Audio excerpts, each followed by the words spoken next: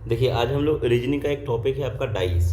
आप कोई भी एग्जाम का पेपर देख लीजिए, प्रीवियस ईयर क्वेश्चन बैंक, सभी में इसमें से एक क्वेश्चन फिक्स है कि रहेगा ही रहेगा। कम से कम एक क्वेश्चन आपका 2-3 क्वेश्चन भी रहता है, ठीक ना। तो आज हम लोग इस टॉपिक को देखते हैं। देखो हम लोग आज डाइस देख रहे हैं। आप लोग घर में भी कभी ना कभी डाइस देखे होंगे। अगर अभी आपके पास डाइस है तो आप देख सकते हैं कि आपके पास जो डाइस होता है ना, उसमें हमेशा फिक्स होता है कि अगर ऊपर में 6 है ना, तो उसका नीचे में आप देखिएगा एक ही रहेगा, ये फिक्स है ना।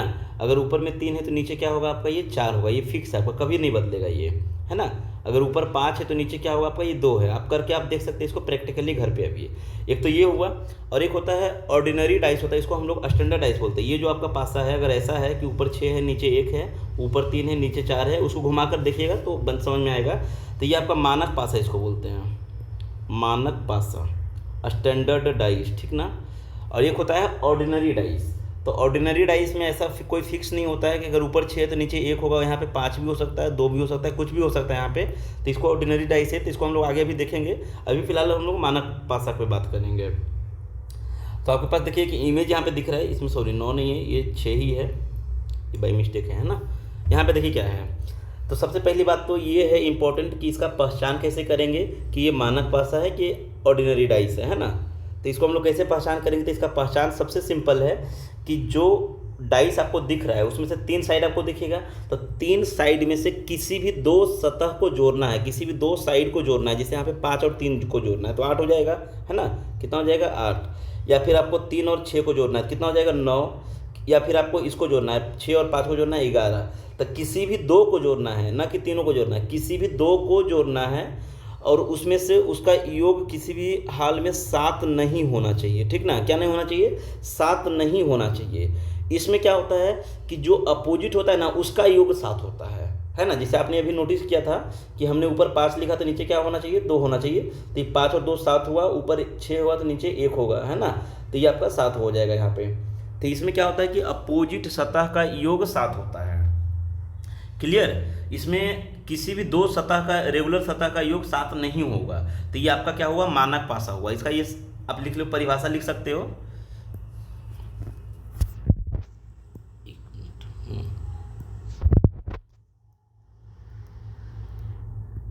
दिखने वाला किसी भी 2 सतह का योग 7 नहीं होना चाहिए। मोस्ट इम्पोर्टेंट है, नहीं होना चाहिए, है ना, नहीं होना चाहिए। Sum of any 2 visual sides is equal to not 7, is equal to not 7। Sum of any 2 visual sides is equal to not 7। तो ये क्या होगा, आपका मानक पासा कहलाएगा, ठीक ना। तो इसमें क्या होता है आपका जो 6 है, ध्यान रखना है यहाँ पे।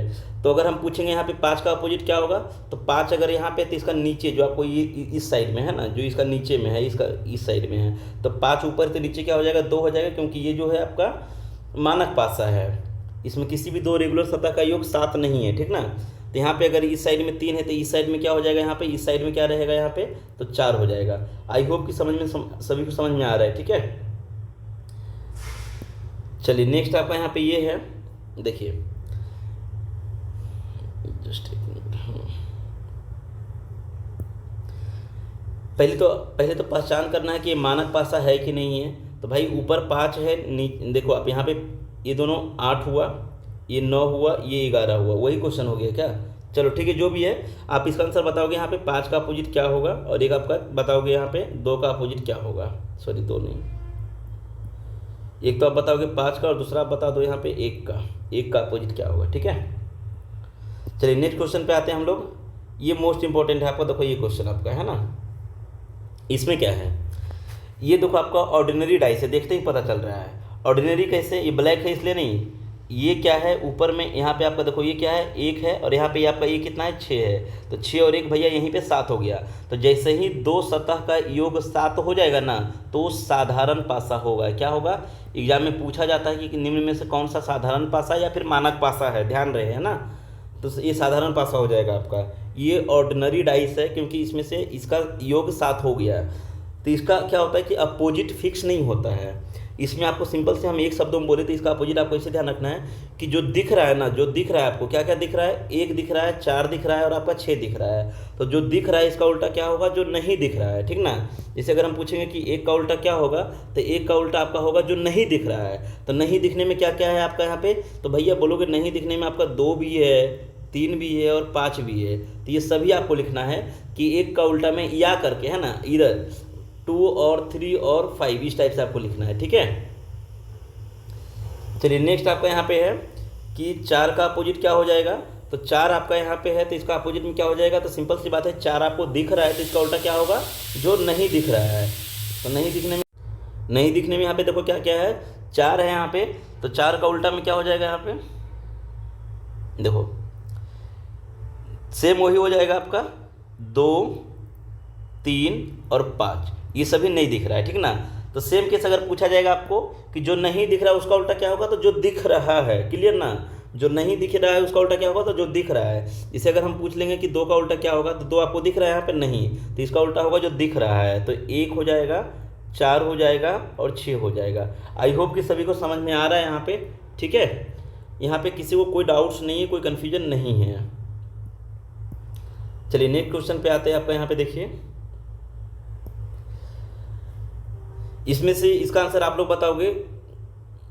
क्वेश्चन नंबर 2 हुआ ना आज का, हाँ ये क्वेश्चन नंबर 2 हुआ कि 5 का अपोजिट क्या होगा, और दूसरा एक बताओगे आप 6 का अपोजिट क्या होगा, ठीक है। 2 क्वेश्चन आप बताओगे इसमें।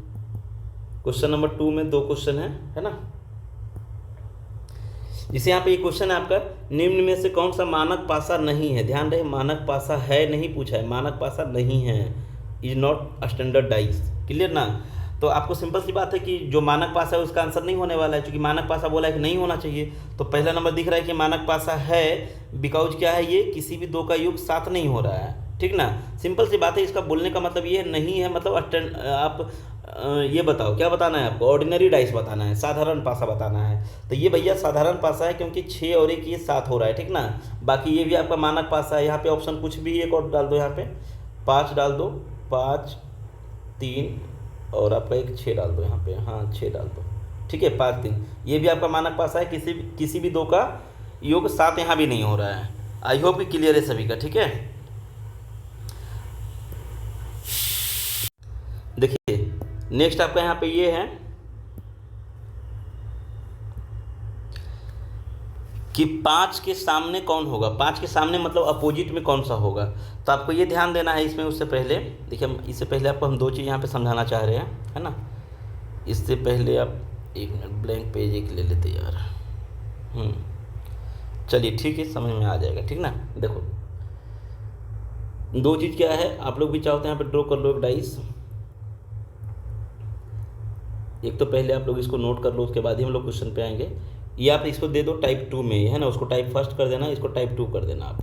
टाइप 2 में यहाँ पे डबल डाइस हो, तो अगर यहाँ पे हम लिख दें 5, 2, 3, 2, 4, 6, ठीक है। और यहाँ पे कुछ भी आपसे पूछा जाए कि 6 का अपोजिट क्या होगा, 4 का अपोजिट क्या होगा, तो भैया सबसे पहले आपको ये ध्यान रखना है कि इसमें आपको देखना है कि सिंगल कॉमन है कि डबल कॉमन है। जैसे कि एक ही डाइस का 2 व्यू आपको दिखाया गया है इसमें, है ना। एक ही डाइस है, उसको 2 बार दिखाया गया है, एक बार इस फॉर्म में दिखाया गया, दूसरा बार आपको ऐसा दिखाया गया। तो आपको सिंपल से यहाँ पे क्या करना है कि देखना है कि कॉमन क्या है। तो कॉमन आप देख पा रहे हैं कि दोनों में क्या है, कॉमन आपका 2 कॉमन है। तो कोई भी कहीं भी रहे उससे कोई मतलब नहीं, 2 के सामने आपको 2 को ही लिखना है, ठीक ना। अब इस वाले डायग्राम में घड़ी की दिशा में आपको चलना है कि 2 के बाद क्या है 5 और 5 के बाद क्या है आपका 3, ठीक है। अब इस वाले डायग्राम में आइए, अब 2 को पकड़िए यहाँ पे, ठीक ना। यहाँ पे आपने 2 को देख लिया, अब यहाँ से 2 को देखिए, 2 के घड़ी की दिशा में क्लॉकवाइज डायरेक्शन में, है ना। 2 के बाद क्या है आपका यहाँ पे 6 है, और नेक्स्ट आपका क्या है यहाँ पे 4 है। तो अगर आपसे पूछा जाएगा कि 3 का अपोजिट क्या होगा, तो आपका जवाब होगा 4, और 6 का अपोजिट क्या होगा, तो आपका जवाब होगा 5। अब 2 का अपोजिट 2 तो हो नहीं सकता है, ठीक ना। तो क्या होगा यहाँ पे, तो जो इसमें नहीं दिख रहा है, ठीक ना, क्या होगा यहाँ पे, तो जो इसमें नहीं दिख रहा है, तो क्या क्या नहीं दिख रहा है इसमें देख लो यहाँ पे, सॉरी एक ही नंबर कोई होगा, 1 होगा, तो आपका यहाँ पे 2 का अपोजिट में 1 हो जाएगा। तो ये आपका सिंगल कॉमन हुआ इसमें, है ना। इसमें आपका डबल कॉमन भी आता है, जो क्वेश्चन था अभी वो डबल कॉमन का था, ठीक है। ये क्वेश्चन इस पे और ले लेते हैं, समझ में आएगा अच्छी तरह से।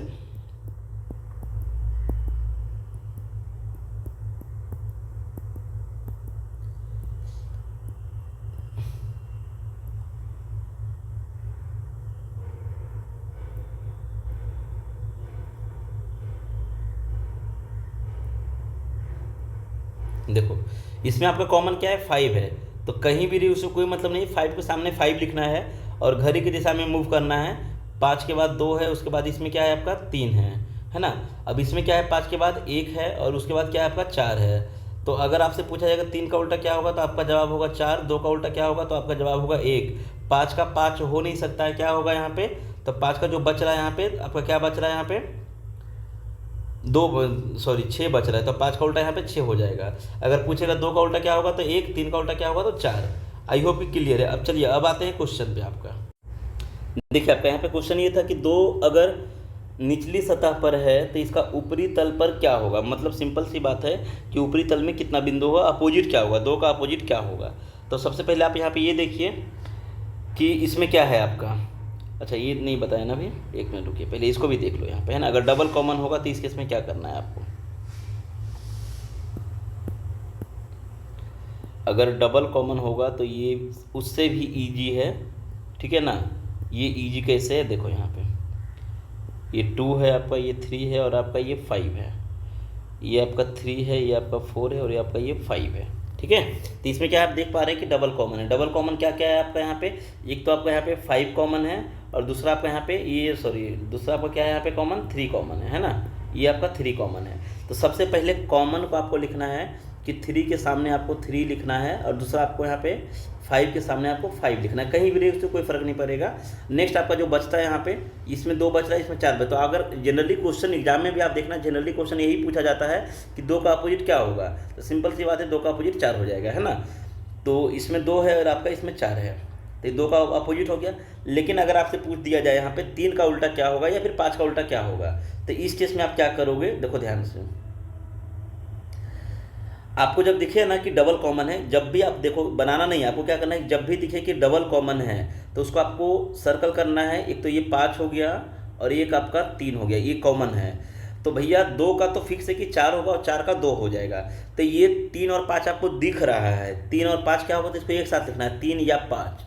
तो दोनों में किसी का भी पूछे एक ही आंसर आएगा। तो इसका उल्टा होगा जो नहीं दिख रहा है। तो क्या क्या नहीं दिख रहा है दोनों डायग्राम में, तो एक तो हो जाएगा कि 1 नहीं दिख रहा है और दूसरा हो जाएगा आपका 6 नहीं दिख रहा है। तो 3 का उल्टा हो जाएगा 1 या तो 6। तो आपका ये जब आपका ये क्वेश्चन का आंसर हो जाएगा, है ना। सेम केस अगर पूछेंगे कि 1 का उल्टा क्या होगा, 1 का उल्टा क्या हो जाएगा, तो 1 का उल्टा यहाँ पे हो जाएगा 3 या तो 5, ठीक है। 6 का उल्टा क्या हो जाएगा, तो 3 या तो 5। आई होप कि क्लियर है सभी का, ठीक है। अब आते हैं अपना क्वेश्चन पे।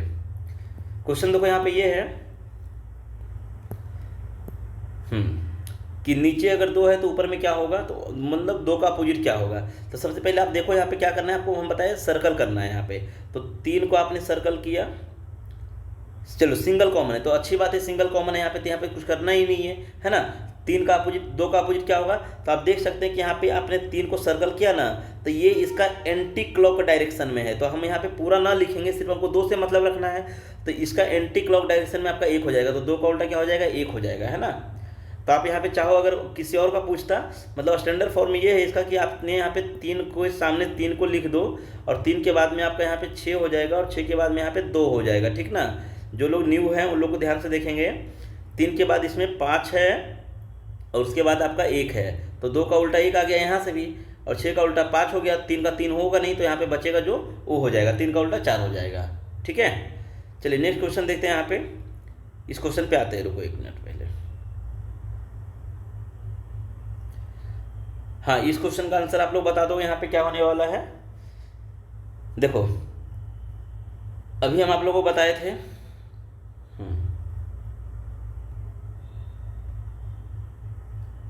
देखिए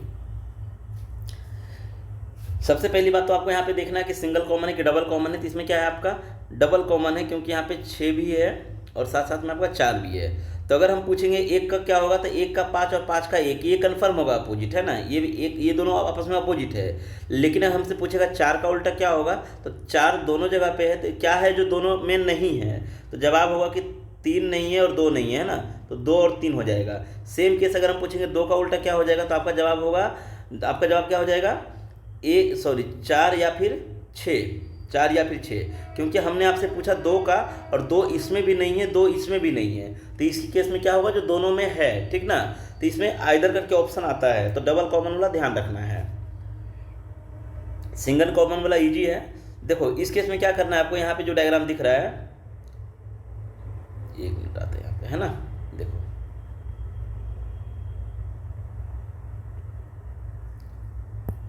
चलिए इसी में देख लेते हैं, ये इसी क्वेश्चन में देख लेते हैं, है ना।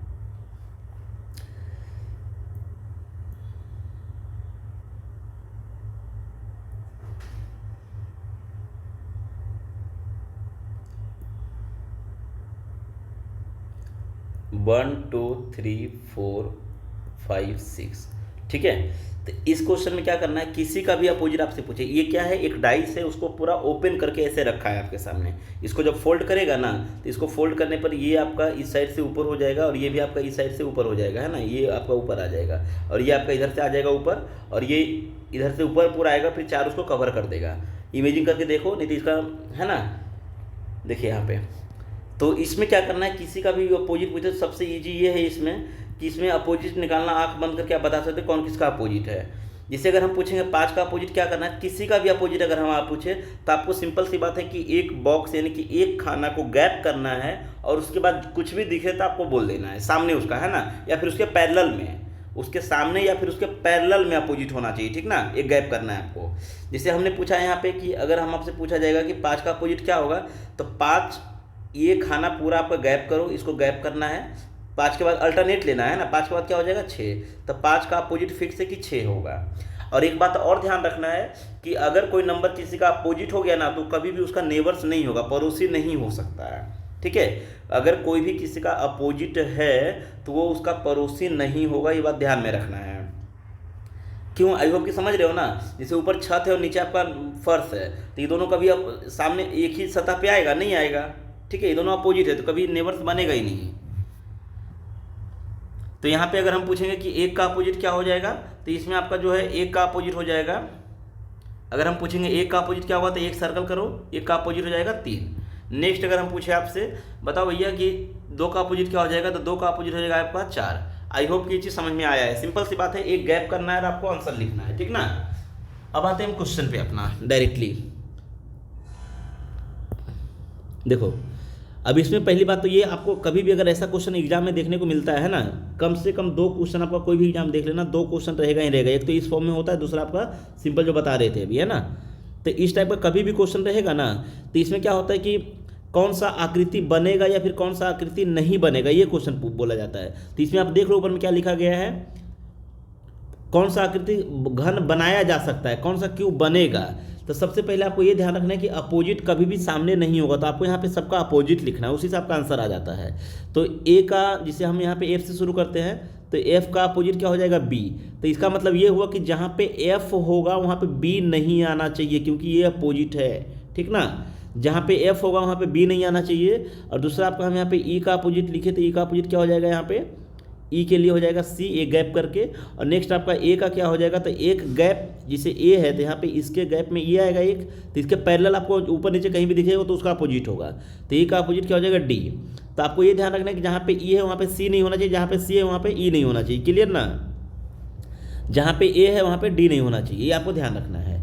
अब आते हैं ऑप्शन पे कि पहला ऑप्शन सही है क्या बनेगा, तो भैया यहाँ पे देखो एफ और बी एक साथ कभी हो ही नहीं सकता। यहाँ पे देखो एफ और बी को एक साथ लिया है तो ये नहीं बन सकता है, ठीक है। दूसरा आपका यहाँ पे एफ है तो बी नहीं होना चाहिए, बराबर है, ई है तो सी नहीं होना चाहिए, बराबर है, डी है तो ए नहीं होना चाहिए। तो ये आपका आंसर हो जाएगा इसका। आप देख सकते हो कि ऑप्शन नंबर 3 इसका नहीं होगा। क्यों नहीं होगा, यहाँ पे आप देख लो खुद, ई और सी है, तो ई और सी अपोजिट है। यहाँ पे ई और सी क्या है आपका अपोजिट है, और ये ससुरा एक ही साथ लिख दिया है ना, सॉरी, ये आपका एक ही साथ लिखा हुआ है इसमें। नेक्स्ट आपका यहाँ पे देखो क्या है, ए और डी है यहाँ पे ये, तो ये ए और डी आपका ये साथ में लिखा हुआ है, तो ये भी आपका नहीं होगा। तो आपका सिर्फ आंसर यहाँ पे ऑप्शन नंबर 2 हो जाएगा। अब यहाँ पे ये देखो क्या हो जाएगा, इसमें कौन सा घन बनेगा, यही क्वेश्चन है, कौन सा घन बनेगा। तो सिंपल सी बात है, पहले हम अपोजिट लिखेंगे। तो क्वेश्चन मार्क का अपोजिट है खाली स्थान, है ना, ब्लैंक है। आप यहाँ पे बॉक्स लिख लो, उसके लिए खाली बॉक्स है। और डिवाइड का भी क्या हो जाएगा यहाँ पे, जैसे यहाँ पे क्वेश्चन मार्क के लिए हो जाएगा बॉक्स हो जाएगा, और डिवाइड के लिए भी क्या हो जाएगा आपका यहाँ पे, ये भी बॉक्स हो जाएगा, है ना, डिवाइड के लिए भी बॉक्स हो जाएगा।